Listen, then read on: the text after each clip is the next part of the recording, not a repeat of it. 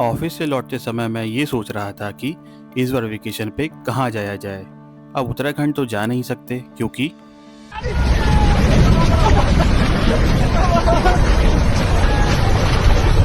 लेकिन फिर उत्तराखंड मेरी मातृभूमि, मातृभूमि ओ मेरी पितृभूमि, ओ भूमि तेरी जय जयकारा, महिमाला हिमाला तेरी जय जयकारा, महिमाला। फिर क्या था, फिर हो गए हम तैयार अपने सफ़र के लिए मुंबई टू उत्तराखंड। मुंबई एयरपोर्ट से डायरेक्ट फ़्लाइट लेके हम पहुंच गए थे बरेली, और बरेली से मिल गई थी हमें डायरेक्ट कैब जो हमें ले जा रही थी अल्मोड़ा। लेकिन अल्मोड़ा पहुंचते पहुंचते रास्ते में ही अंधेरा हो गया था, और पहाड़ों के बीच में जब भी आपको रात को डर लगे तो आपको करना है सिर्फ ये।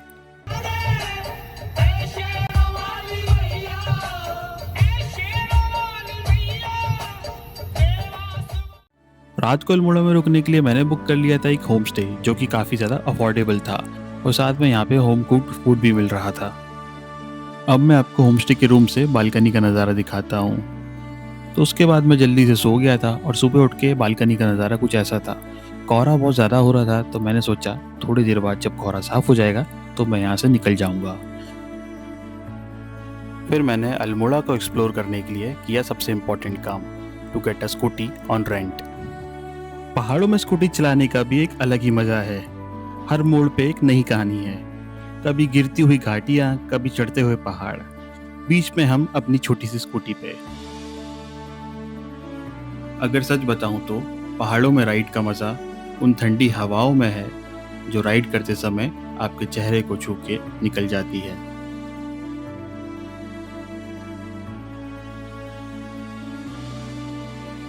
डे 2 के लिए मैंने बुक कर लिया था कसार देवी में ये सुंदर सा रिजॉर्ट। अगर आप अल्मोड़ा घूमने आए हो और आप कसार देवी नहीं आए तो आपने अल्मोड़ा घूमने में बहुत कुछ मिस कर दिया। कसार देवी इस रिजॉर्ट से बहुत ही ज़्यादा पास है, और अगर आप रिजॉर्ट के रूम से बाहर दिखोगे तो आपको कुछ ऐसे नज़ारे दिखेंगे।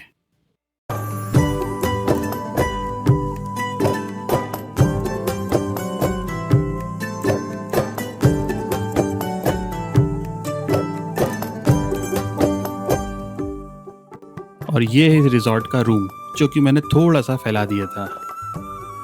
अगर अल्मोड़ा की हिस्ट्री की बात करें तो ये काफ़ी ज़्यादा पुराना टाउन है। सन 1568 में चंद डायनेस्टी के राजा कल्याण चंद ने इस जगह को अपना कैपिटल बनाया था। और अगर मैं बात करूं कि इस जगह का नाम अल्मोड़ा कैसे पड़ा, तो उसके पीछे दो स्टोरी है। एक स्टोरी के अकॉर्डिंग यहाँ पे एक यूनिक तरह की घास मिला करती थी जिसका नाम था किलमोरा या फिर भिलमोरा, जो कि कटारमल सूर्य मंदिर के बर्तन साफ करने में इस्तेमाल होती थी, जिसकी वजह से इस जगह का नाम अल्मोड़ा पड़ गया। और दूसरी स्टोरी के अकॉर्डिंग चंद्रवंश के शासन के दौरान इस जगह का नाम राजापुर या आलमनगर था, और धीरे धीरे वक्त के साथ आलमनगर बन गया अल्मोड़ा। अगर मैं बात करूँ कसार देवी की, तो कसार देवी में सिर्फ एक मंदिर ही नहीं, ये जगह अपने आप में एक मिस्ट्री है। साइंटिस्ट का कहना है कि कसार देवी उन रेयर जगहों में से है जो वैन एलन बेल्ट के अंदर आता है। अगर सिंपल शब्दों में कहूँ तो यहाँ पे अर्थ की मैग्नेटिक फील्ड ज़्यादा स्ट्रॉन्ग है, और वर्ल्ड में सिर्फ 3 ही ऐसी जगह है। सन 1890s में स्वामी विवेकानंद भी अल्मोड़ा आए थे, और उन्हें अल्मोड़ा बहुत ज़्यादा पसंद था।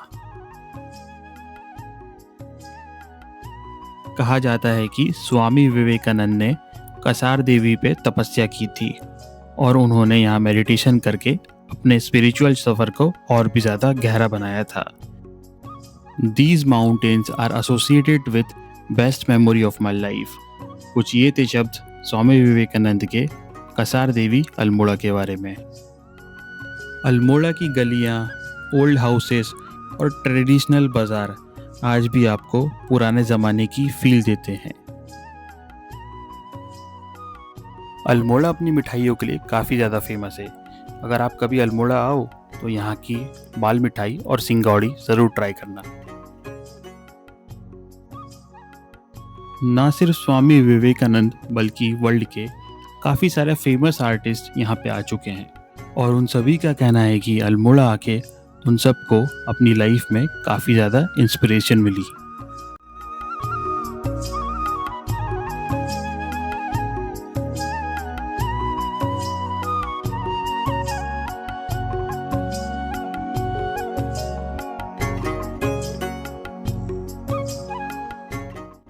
इन पहाड़ी रास्तों को देख के मैं ये कह सकता हूँ कि लाइफ में डेस्टिनी इम्पोर्टेंट नहीं, बल्कि जर्नी को एंजॉय करना ज़्यादा इम्पोर्टेंट है।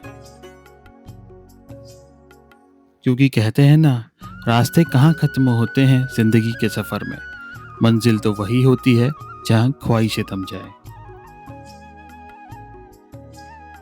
अल्मोड़ा के घने जंगलों में चलने से ऐसा लगता है जैसे आप एक नेचर मेड टेम्पल में एंटर हो गए हों, और यहाँ की पाइन ट्री की खुशबू से आपको एक नशा सा हो जाता है।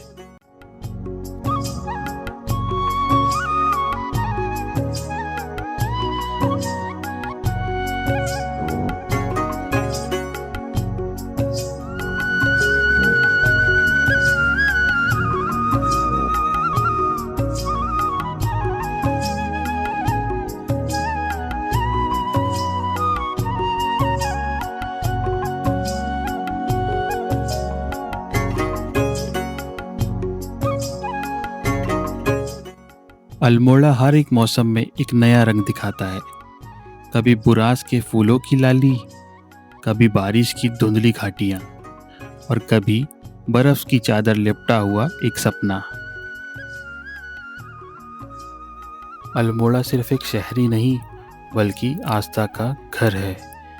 मंदिर की घंटियाँ हवा में गुनगुनाहट बन जाती हैं, और हर एक आरती के साथ जैसे हिमालय स्वयं जगमगाने लगते हैं। अल्मोड़ा की खूबसूरती सिर्फ इन नज़ारों में ही नहीं, बल्कि उस शांति में है जो आपको यहाँ के हर कोने में महसूस होती है।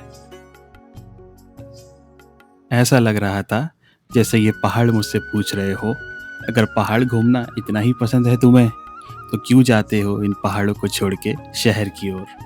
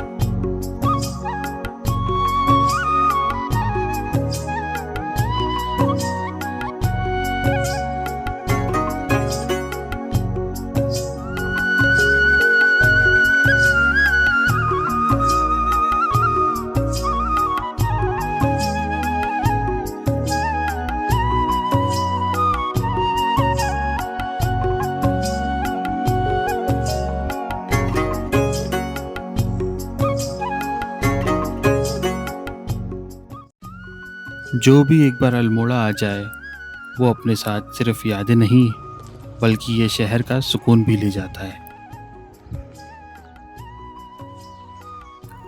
अल्मोड़ा एक सफ़र जो मंजिल बन गया, एक याद जो ज़िंदगी भर साथ चलेगी, और एक शहर जो दिल का हिस्सा बन गया। सफ़र ख़त्म हो गया, पर अल्मोड़ा की यादें कभी ख़त्म नहीं होती। ये शहर एक बार दिल में उतर गया तो हमेशा वहीं रहता है।